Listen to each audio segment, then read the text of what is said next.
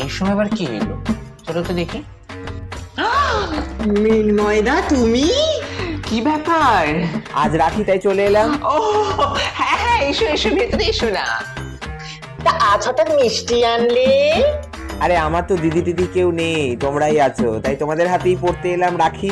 দিদি? আমরা তো তোমার বৌদি হই। হ্যাঁ। আরে ওই একই হলো। একই কি করে হলো বললেই একই হয়ে গেল নাকি? আরে পরিয়ে দাও না।